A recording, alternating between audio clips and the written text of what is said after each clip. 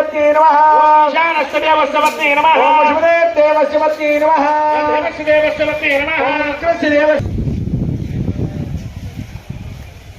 ద్రవ్యాణి బాంధో సాక్షాత్ శ్రీరామలింగేశ్వరాయ పరబ్రహ్మణే వరాయ కన్యాదాన మహోత్సవాంగ మహాసంకల్ప పఠనం కరిష్యే. అటువంటి విశేషమైన పార్వతీ పరమేశ్వర కళ్యాణంలో ఇంద్రాది దేవతల సాక్షిగా గంగా యమునాది పుణ్య నదీ నదముల సాక్షిగా సమస్తమైనటువంటి పర్వత శ్రేణుల సాక్షి ఈనాడు మనలందరినీ కూడా ఆ పరమేశ్వరుడు అనుగ్రహిస్తూ ఉన్నాడు. ఈ కన్యాదాన మహోత్సవంలో అందరి యొక్క కన్యాదాన పుణ్య ఫలం ఆనాడు మేనగా యహోవంతుడికి ఎలా కలిగిందో ఈనాడు ఈ కళ్యాణ మహోత్సవాన్ని తిలకిస్తూ ఉండడం మనందరికీ కూడా కలిగి మన 10 తరాలు తల్లిదండ్రుల తరఫున 10 తరాలు తల్లి తరఫున వెళ్ళిపోయిన 10 తరాలు రాబోయే 10 తరాలన్నీ కూడా తరించి పరమేశ్వర అనుగ్రహం కృపకు పాత్రలు కావాలి అని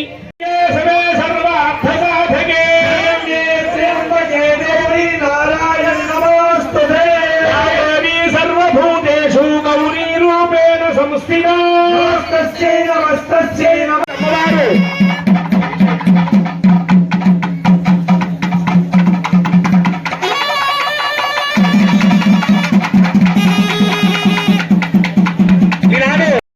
ప్రపంచమంతా జీవులన్నీ కూడా ఇబ్బంది కలుగుతాయి అని ఆనాడు పరమేశ్వరుడు పార్వతికి చెప్పాడు.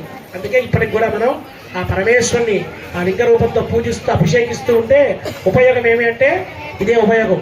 ఆరోగ్యం లేని వాళ్ళు కూడా చెప్పుతో మంచి నీళ్లు ఆహారాన్ని ఇచ్చేవాడు శివ అంటే అమ్మవారు, సౌభాగ్యాన్ని ఇచ్చేటువంటి తల్లి. అటువంటి అమ్మవారిని స్వామి గ్రహించి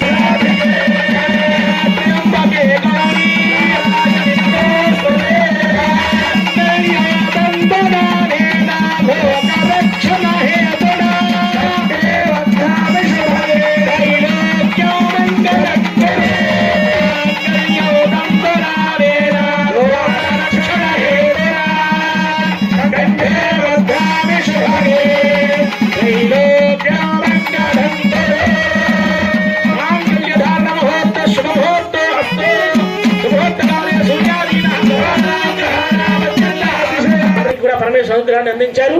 ఇప్పుడు స్వామి వారికి